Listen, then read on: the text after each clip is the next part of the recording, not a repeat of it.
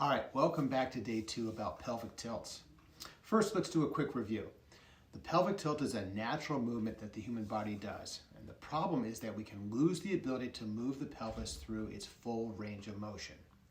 The pelvis can rotate to the front, okay, or to the back, and we do this all the time. And we call this to the front the anterior and to the back the posterior. Well, sometimes the body can get out of balance and become dominant in one or the other. Well, here at Body Basics Fitness, I've helped people with both. But I would say the anterior pelvic tilt, sometimes called or referred to as lower body cross syndrome, is much more common. Again, this is when the pelvic tilts forward and is kind of stuck there. Picture a bucket, okay? It's pouring out, it's leaning forward. Well, the pelvis should be able to tilt like a bucket when it needs to, but it should also be able to return to its neutral position afterwards. Well, when it can't, that's the rub. So today, I want to teach you the basic movement, and let's peel it back a little bit, and we're going to start on the floor. Well, this exercise has 2 objectives. 1 is to help you learn how to isolate the pelvis, and 2, it's an exercise, so we're going to work on and engage your deep core stabilizers. Well, whether you're a woman who's just given birth recently and needs to get her core back, someone who's trying to strengthen their abdominal muscles, or you're just really out of shape, you need to get this movement fluid and stronger. All right, let's go. All right, before we begin, I want to use this dowel to help you understand an anterior pelvic tilt and a posterior pelvic tilt in contrast to a neutral spine. All right, so let me put my back to you for a second. When I put this dowel along my spine, and it's making contact in 3 points: my head, my hips, and my thoracic spine, or the middle of my back. And in this position, all of the curves of my spine are in their natural position. Well, if I had an anterior pelvic tilt, then the lordotic curve of my back gets deep, and if I had a posterior pelvic tilt, it tucks under. At any given time, we're either in an anterior pelvic tilt, a posterior pelvic tilt, or a neutral spine. When it comes to back health, you want to be able to maintain that neutral spine most of the time.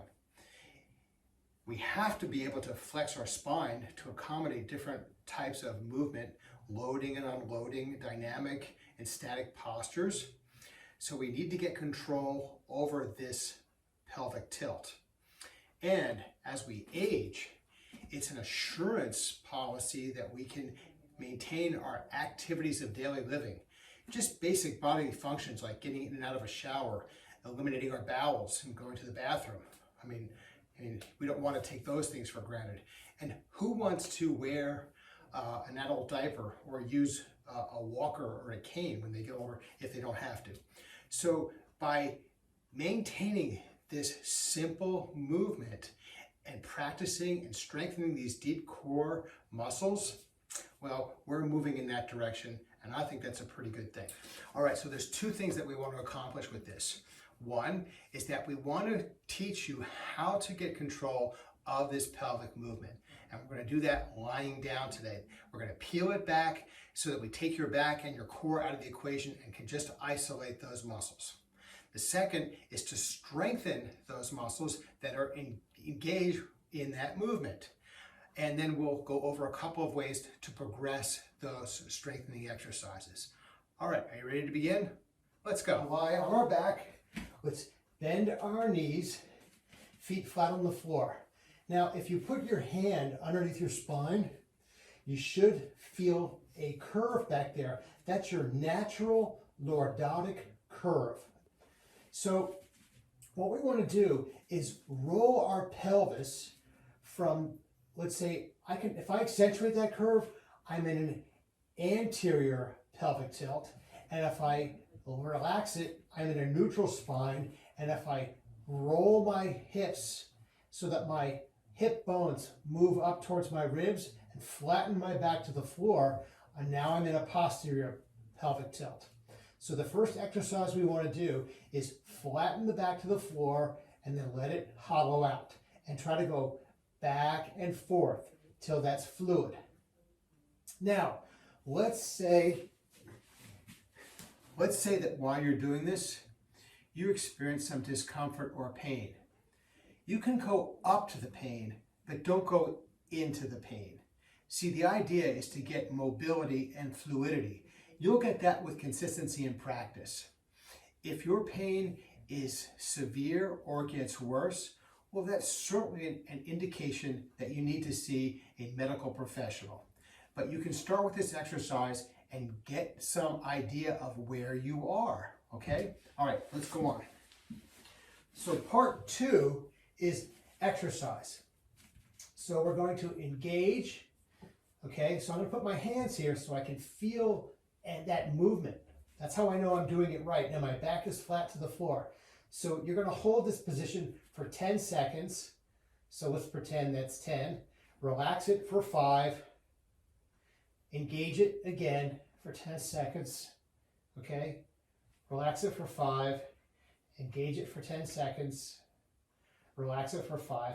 And do that 4, 5, 6 times, as many times as you need to get a sense that you're like a little tired. You've worked the muscles. All right. Let's say you do that for a week or two, a couple times a week, and you're starting to feel a little stronger. Okay. Level 2. Now you're going to engage with your feet on the floor, holding your back into the floor, lift one leg up, and then bring it down.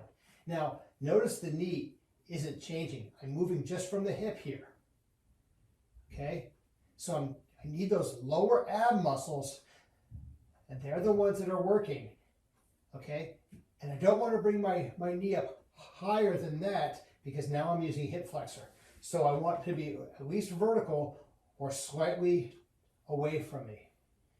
Okay? So let's alternate. Back is flat to the floor, up and down, up and down. Keep checking your back and keep it flat to the floor. Okay? You will get tired doing this one, and you'll start to notice in the beginning that your back wants to hollow out.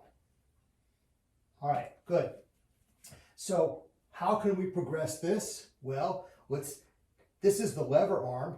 We want to add more weight. We just make the leg a little longer. So flatten my back to the floor and lift the leg up again. Now the leg is a little heavier. Okay, do again, sets and reps. You could do anywhere from 10 to 15 reps per set, rest for 30 seconds, and repeat that as many times as you feel you need to get a good workout. Okay, so once you're good with that, put your legs out straight. Now it's a lot harder to get that posterior pelvic tilt and then lift your legs up.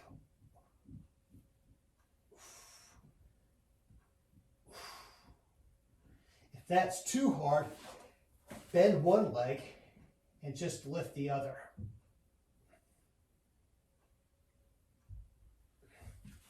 And again, you can do that for sets and reps.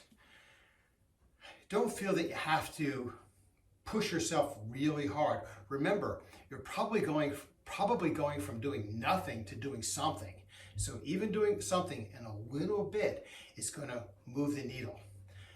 Get in your mind that you need to be consistent with this. That's the key. All right, so we have a new awareness that we have our pelvic tilts that we have to do. We understand that we can have an anterior or a posterior pelvic tilt. We're looking to be able to get neutral spine so that we can have, good health, good range of motion, the ability to stabilize our back. And we want to do this, why? So we can age gracefully, enjoy life, and not move away from things because we're afraid or that we think they're too difficult. All right, I'm Coach Larry Wasserman. It has been awesome to be with you today. Remember, movement is medicine, and I'll see you next time. There you go. You came to visit today? You came to visit at the